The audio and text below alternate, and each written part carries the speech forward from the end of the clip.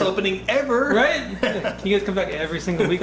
Yeah. All right, good deal. We'll put that in the contract. We're not free, but we're reasonable. Welcome to Hit the Bricks. Everything that's interesting, that's super interesting about Absolutely. Guthrie, Oklahoma. This is our Bluegrass episode, our first inaugural Bluegrass Festival episode of Hit the Bricks. That's the right word, inaugural, not annual. Not annual. No, inaugural. Inaugural. That's what we'll be. It's right around the corner. Right? Yeah, about a month away. And we're here with Byron Berline, Joel Parks. Yeah. You say your name like, you needed to help me with your name. Well, I thought maybe you may have forgotten. It's paid for. It's good. Don't worry about it. It's over. Yeah, Bluegrass Festival is a month away. How many years has this been for? Be the 23rd year. 23rd year. Okay. 97 was our first one, All right. downtown here in Guthrie. And we did that for about 5 years, and then moved it down to the campground. What in the world made you want to start a Bluegrass Festival? Other than you like to play bluegrass Well, music. I toured Europe a lot, and all over the world actually, Japan and all the European nations, and every country I went to had a bluegrass band. So I thought, it'd be cool to have what we call an international festival and invite these guys to come to the United States.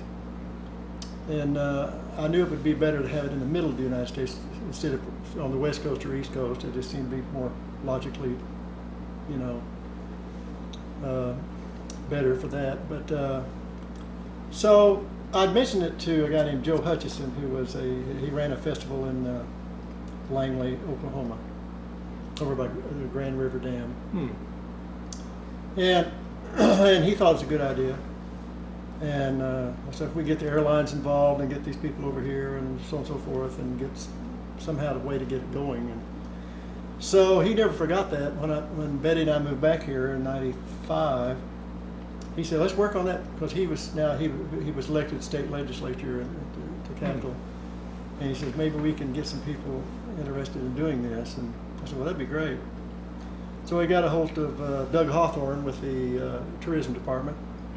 And they thought it was a great idea too, because they like bluegrass. And so we put it together, and it happened. And so it's been going ever since. Down there at the Flats is just a beautiful place to have a festival. The trees and the green space everywhere. Yeah, when you're listening to the music, there are times, like for myself, I'll be listening and I'll just my attention kind of just drifts to off into the distance, because it's a pretty picturesque spot to sit and listen to music. It is. It's a nice spot. And they thought they wanted other venues, different around the state. Not they. I mean, there were suggestions that have it over in the eastern part of the state or here and there. I kept pushing for Guthrie. We appreciate that. Yes. They finally gave in and said, okay, we'll do it in Guthrie. The tourism guy really likes that. Yeah. Yeah. Thank you very much. Yeah. Joel, you've pretty much grown up at the festival, right? Yeah, I've actually been to every single festival. I'm 26, so there's only 3 years before the festival even started. But my dad's on the board for the festival, and he's been a part of it from an early beginning, from the very get-go. Yeah, and because of that, I've grown up around it. My brothers grew up around it, and yeah, it's just been a part of my childhood, and now part of just where I want to be every October. Yeah, you plan your year around it, right? Yeah. Yeah. So do you get some kind of badge for attending every single one? There should be some patches. Right. There should be some. Like a Boy Scout shirt with a patch from each one. Yeah. Man, why don't we start that? We should. How many years straight did you go? It's like going to church. Did you miss a Sunday? If you go through every Sunday, you get a little whatever. I used to when I was growing up. If you went never missed a Sunday, you got a little medal or whatever. Oh yeah, I remember getting stickers. Whatever it was, I thought that was important. Yeah, medals got too expensive by the time I with stickers. But and you get an angry phone if you miss. You get a little phone call like, "Hey, why didn't you show up for Bluegrass Festival or church or whatever?" They just make us put extra offering in the play, tithes in the play. Yeah. So it's all good after that. As long as your check's still there. Right. And cashes. So, Joel, what's some of your memories from growing up at the festival? Like, what do you think about?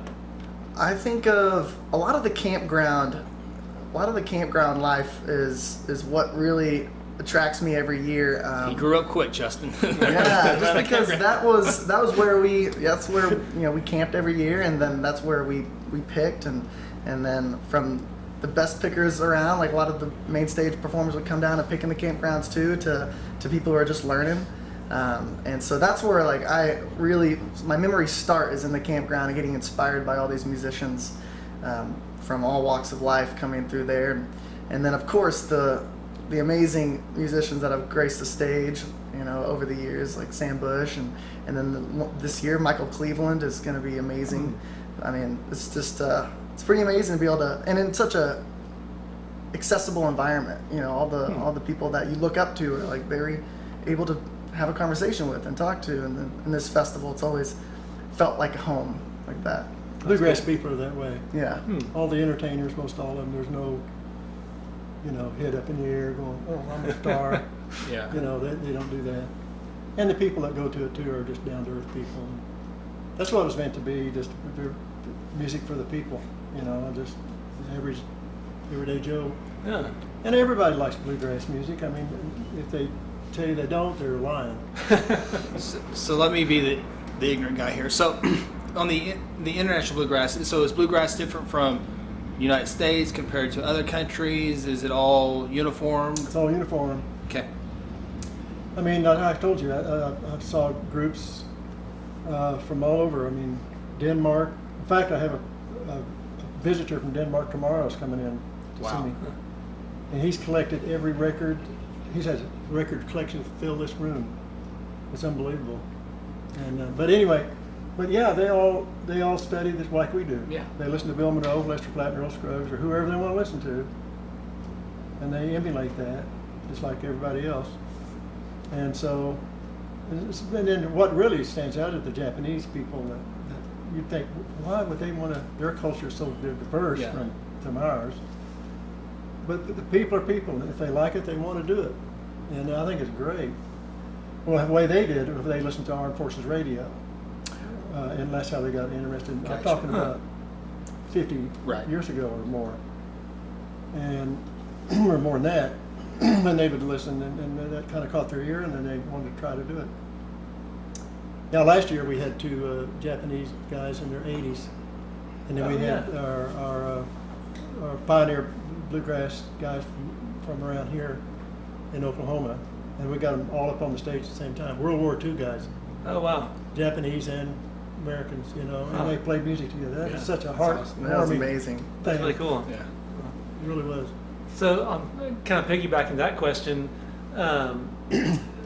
seeing other countries, other musicians from other parts of the world as bluegrass has kind of spread and gained popularity, has it gotten to the point where now you look at the Kruger brothers or something like that, like their influence starts to influence back on American bluegrass players? Is it kind of like all mixed in together in terms of influences now? Yeah, I mean, if you're a great player, you can play, you're going to influence people, regardless where you're from. I mean, like all the jazz came from France, a lot of the gypsy jazz. Mm-hmm. Stefan Grappelli and Django Reinhardt. That's another form of music, and we've had that here. John Jorgensen played his jazz band. But anyway, they were influenced by them. And if you're, like, I'm sure Jens Kruger is going to influence a lot of people too with his banjo playing. Sure. Although he's from Switzerland. Talk about Michael Cleveland, who's the headliner this year. Yeah, I met Michael when he was 8 years old at a International Bluegrass, IBMA Music Association years ago. And you're like, Michael, 2019, put it on your calendar, show up in Guthrie. Yeah. But anyway, I think he's probably in his 40s now. I'm not sure how old he is. But he was born blind and had some physical defects, and his parents told me, says he probably may not make it till probably 16 years old or something. But he defied that, and here he is, turning one of the top fiddlers in the country. He's just, it's just amazing but he just shows you if you listen well enough, you can pick it up. And that's how he had learned. He didn't know how to hold the bow per se. He holds it kind of like that. but it works. Yeah. Rather than like though he'll just grab it like this and just wear it out, But he's incredible, and his band is really good, and he can just play about anything you want to play. Yeah. So we're going to have a big fiddle frolic at the end of the festival, where after he finishes his set, we're going to get all the fiddlers to come up, and we'll commemorate some of the other fiddlers that, like Arthur Smith and Eck Robertson and Kenny Baker. These are past fiddlers that played bluegrass and were the forefathers or the fathers of bluegrass music and fiddling. So that'll be after Michael's set on Saturday evening. Oh, cool. See, I'm gonna love me some Cowboy Jim Garland, Byron, Berline, but I never heard of them. But this Stillwind, we got to see them at Red Brick Nights last month. It was Jordan. Yeah. Yeah. You guys were good. That was one of my favorite Red Brick Night as you guys. That was really cool. Thank you. You guys were really good. Thank you. Yeah, we're just happy to kind of carry the torch of bluegrass in Oklahoma. I mean, because we've grown up around the festival, we know how amazing this music style is to us. But I think we want to show, like, at any age you can be young and play it, and old to play it. And what's cool is that because of that, we have friends across all those age barriers. There is no barrier. And we're so excited to come back this year. We're playing Thursday night and Friday at OIBF, the Oklahoma International Bluegrass Festival, and yeah, hope to just keep going. Yeah. Bye. They're doing great. I mean, they have a really nice. Yeah, I just saw you guys had your Blue Door show. Yeah. The other night. Yeah. So I've only joined the band in the last couple of years, but the band has been going on for 10 years, and so it was really special to be on the 10-year anniversary with them and Right on. kind of celebrate that history and the journey of writing music and through bluegrass in Oklahoma. Yeah. Very cool. Is it tough, easy to get people to come? I mean, you only have so much stage time. So many bands can be there. I'm like, why didn't I get invited this year? Or do you have that problem? Oh Or yes. Yeah. I mean, people want to come all the time. Yeah, They call up yeah. and solicit their time, Right. and it's just you just have to boil it down to what you can and what you can afford. That thing be tough at times. It is. I mean, you don't have. You enough wanna have time. everybody, We'd but- love to have a lot of these folks that want to come, and eventually, hopefully we'll get them here. Yeah. No, I always like to feature different acts every year, Right. some kind. But there's always crowd favorites and stuff like that. But it's there's so many diverse. A lot of female artists now that are really strong and really good, and I always try to include them too because they're really important in bluegrass. And the young kids, are something else to watch them progress. We do give scholarships for kids to take lessons and go to camps and whatever. And then a lot of them are professional players now. The OIBF has given it's a pretty gigantic amount of money over the Yeah. years towards scholarships for kids. Well, we've given around between $8,000 and $10,000 a year. No. So 23 years, figure that up. Yeah. Right? Let's see. 230,000 ish. I wasn't a math major. I can't do it. Around 200,000, I imagine. Just know. add zeros at the end. Exactly. But it's just help from everybody. I solicit the merchandisers who give me instruments to auction off, and they're pretty good about that. Another unique thing about the festival, talk about the random band jam and how that works. That's a pretty interesting You deal. want to tell them about it? Yeah, sure. It's always so fun because it's always such a surprise. And that's one cool thing about bluegrass is it does have this set of standards. So if you can almost walk into any circle and play a tune with anyone. So what's cool about the random band jam is it gives people that maybe not have either experience playing on the stage or maybe just want to play with new people, and you have 20-30 minutes. You I don't know. put your instrument in a bucket, and so like for me I would put banjo or guitar or whatever I feel like playing that night, and then someone coordinates the bands, and you don't know who you're in with. You just know that if you're a guitar player, you're going to be that guitar player for that band, and they're going to build a band around you. And so it's really fun because oftentimes it's people you don't know, and you're playing even tunes you don't know, and then you have about 20 to 30 minutes to rehearse, and then you get up on the main stage and play. It's fun to watch it happening because you see however many different bands there are to get thrown together that night. everybody's off in different corners of the field trying to work it up super fast. And it's just that's a pretty cool thing to watch. You got to watch out for spies. They'll send their spies to your circle Right. to try and steal your ideas. It's so random. You're right. Almost like a random band Yeah. jam. Man. Yeah. And the youth band contest. So like, that's kind of a bluegrass thing, right? The like the kids growing up in those like fun kind of competitions that they kind of grew up playing. Like, what's that like? I didn't grow up going to bluegrass festivals, so I kind of saw that as an adult. But growing up, is that something that you look forward to in like those competitions? Or? Well, yes. To that respect, yes. I mean, when I grew up, there wasn't any bluegrass festivals at all, but there were fiddle contests. And so my dad would take me, and my mother would take me to these fiddle contests, and you would usually compete against people your own age. And then if you got over 18 or so, you would compete in the open division. You know, they had maybe a junior division, and a lot of times they just had one division. Just depends on the contest. Sure. So, and they used to have, been there in the radio days back in the 30s and 40s and stuff, they'd have big fiddle contests and all the well-known fiddlers would show up. And people would pay, I think, 75 cents to see this. And maybe about 5,000 people show up to these things. Oh, wow. Be outdoors, and they let the crowd judge it. So you know how that could be very, very objectable, but I'd heard stories about that, and it was just interesting things, you know. Then in 1965, a guy named Carlton Haney decided to have a festival that really honored Bill Monroe. Bill Monroe's the guy who started bluegrass. And they invited all these other acts to come in that knew Bill or had played with Bill, and they had a big festival. And so that started it all. 1965, and then they just kind of started growing, and then other towns and other places.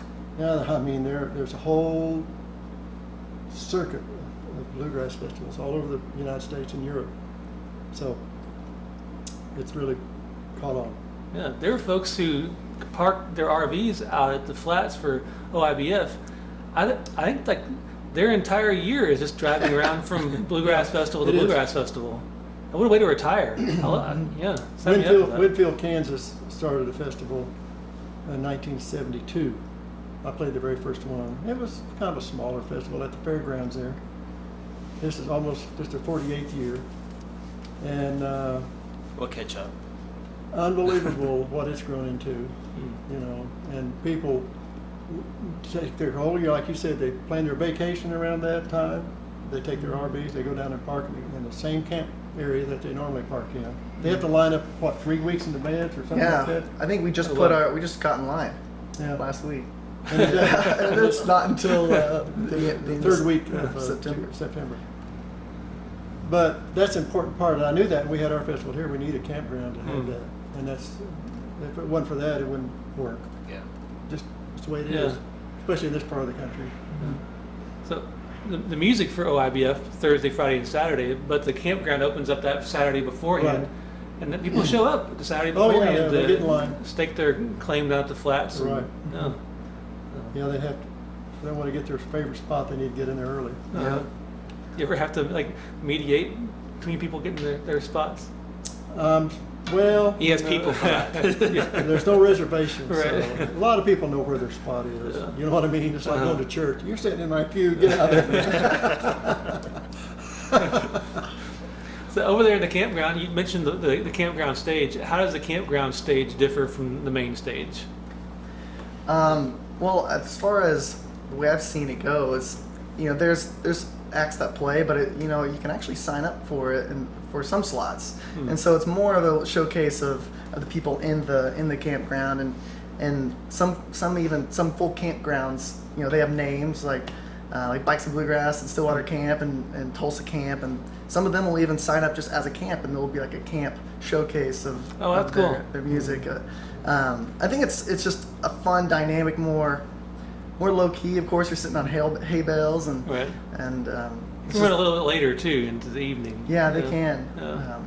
they're just really fun shows. More, you know, you maybe sit in the grass and just watch your friends play. But Well, it gives the campers something to look forward to. Most of them are musicians. They play, they dabble in it, you know what I mean? It gives them a chance to get on stage and perform for people.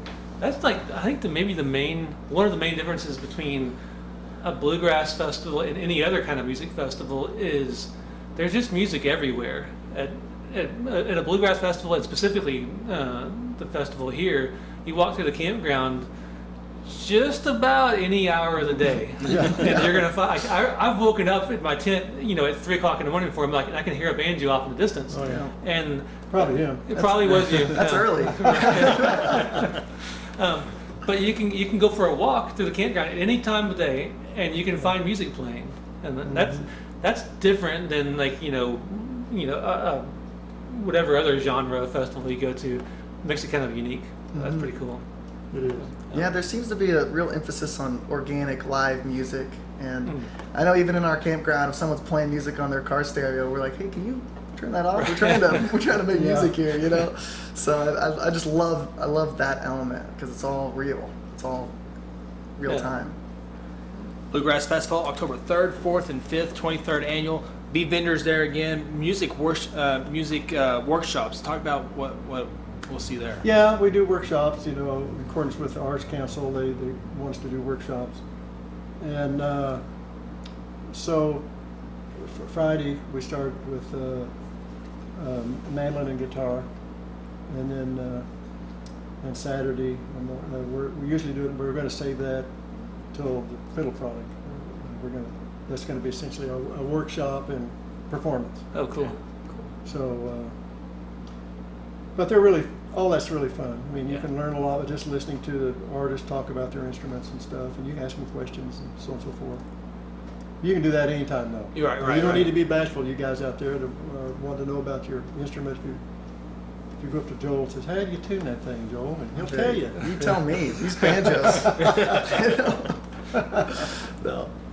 Yeah, exactly. I mean, it's one thing, and I'm still very humble about where I am. I just went to a bluegrass camp out in Colorado. You know, I mean, you can always learn from anyone, and I mean, Byron's been a great just rock in Oklahoma for people who want to learn. I know my brother was highly inspired by you early on, and I mean, I think absolutely don't be afraid to ask anyone. No. I remember seeing some workshops where even the players who are on stage are asking each other questions, like, how did you just do that? And you're kind of learning from each other there on stage while people in the crowd are learning from you too. That's a pretty cool dynamic. Wouldn't it be fun if you stopped learning or learning something new? I mean, it's fun. Yeah, no, you never quit learning. Yeah. I don't care how advanced you are or whatever, you still look and learn.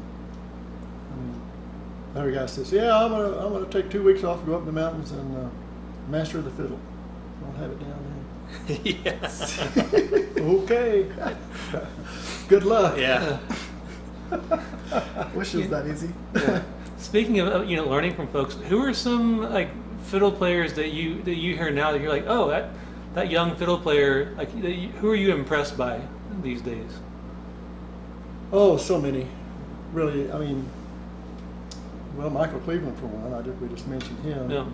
I mean, there's people like Stuart Duncan, who was a really good fiddler. I mean, I knew him when he grew up in California. He was, I was around him quite a bit. And Sam Bush is another one. He mentioned him. And these are guys that are in their 60s now. Well, I don't know about Stuart, but Sam is. But they all, you don't know who you're going to influence. I mean, you don't realize it till they tell you later. Yeah. So, yeah, you're a big influence on me, I mean, so back when I grew up, I mean, I listened to everybody. My dad was a fiddler, so he was my main influence, of course. But then we've listened to other people like Arthur Smith, Eck Robertson. These were the real pioneers of fiddling. And then as I got into it a little further, people like Howdy Forrester. Then I got to know all the other bluegrassers like Vassar Clements and Bobby Hicks and Kenny Baker. These are all well-known fiddle players. And then it just kind of trickles down from there. And there's just hundreds of them now that are really good. Yeah. And which thrills my heart Yeah. to see it. Because a few years ago, a lot of people, the old timers, were saying this music's probably going to die out in no time. But they don't have to worry about that now. No. No.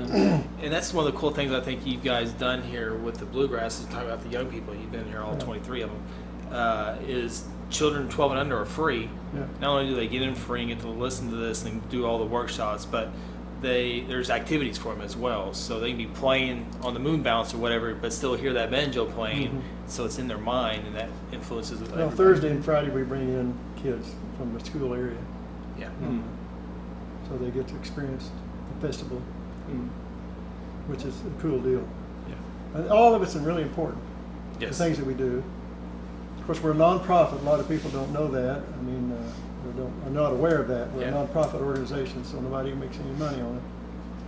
And it's just a great thing for the whole family, for the whole community, Mm-hmm. I think. So, Before we go, and I want to bring this up before I forget, but the volunteers every year. Yeah. So many of them. So many of them. So very important to this. oh, you Yeah. couldn't do it without them. Yeah. They have to have it. I mean, we give them shirts and give them a pass to the festival, and most all of them volunteer really like the music too. They like to be involved, and that's who we want. People that want to be there. Absolutely. You know. So we have to give a shout out to Stacy Frazier. Who is seeking volunteers? Yes, Stacy needs volunteers. So if you want to volunteer for the Bluegrass Festival, Stacy has a few more slots. Or you can message Fortney. I bet he can get you in contact with. Sure, absolutely, yeah. And Verla organizes volunteers for the merchandise tent. Yeah. So both of those folks do a whole lot of volunteer wrangling, and it does take an absolute army of folks to put it all together every year. Especially the people tell you where to park, because that can be Yeah. a little crazy at times too. Yeah. You know, the only exit's 8th Street. Yeah. Yes. Down there, you have to go get off on 8th and go around and get your tickets, go back east. Yeah. But that's okay. Yeah. Oh yeah. Hey, it'll work. Absolutely. OIBF.com. You can get your tickets online. Early bird tickets. Get those. Those are done Yeah, with. those are man. early Oh, those are birds. done? Advance. Yeah. Oh, not advance. advanced. Advance. Yes. So you can So, Yeah. you can either get a 3-day pass, just a Saturday ticket, Friday ticket, or a Thursday ticket. So there's lots of different options. If you can't make all 3 days because of work or whatever else, you can always just hit one particular evening or one particular day. So lots of cool options for that. But yeah, that 3-day pass is the way to go. yeah. Make it an entire 3-4 day weekend. And if football is hindering it, just record the game and watch it later. Uh-huh. At least it's not Texas OU game Yeah. this Uh-huh. year. So that's good. Last year it was, and that really deters a lot of people in the state of Oklahoma, as you know. I mean, Yeah. but yeah, I mean, just I do. If I want to see the game, I just record it and watch it Yeah. later. That's what the DVR is for these days. That's Or it. just take your little cell phone, put it down there, and watch it without sound. Yeah. There you go. Catch it all right there. Everyone else already does it anyway. Yeah, Byron does it on stage. kind of look around. Right. Well, Yeah. All right. OIBF.com for tickets. Or can they get tickets at the Fiddle Shop? No, No, just you online. gotta go online. Okay. Or you can, at the gate as well. Yes. If you don't have the internet, Yes. you can get a ticket at the gate. Yeah. I think that's. I'm working the gate on Thursday. You can just come say hi to me on Thursday afternoon. There you go. I'll be there. Trying to get people to come, not detour them away. Right. Yeah. he'll have a friend there with him. Yeah. I'm super pleasant Absolutely. most of the time. Absolutely. Yeah. Until I get confused about what tickets is what, then I'm like, I don't know. He's gonna yell at me when you turn that off, Aaron. All right. Walk me to my car. Yeah. Thank you guys again for being here. My pleasure. Yeah. In for our inaugural Bluegrass Festival episode. Maybe they can help us glad with you're the, talking about it. Yeah. maybe they can help us with our jingle. 'Cause we're looking for a jingle for the show. Yeah. We've been trying to get it. We keep put a talking jingle about it. together. Fortney tried last week, and It was awful. What's it called? Red brick? Hit the bricks. Hit the bricks. Hit the bricks. Yeah. Hit the bricks, boys. Hit the bricks, boys. Yeah. I started. Now you finish it. Okay. Well, Well, this is where it goes downhill. do you guys want to play us out? Yeah. All right. Start it off on the banjo. All right.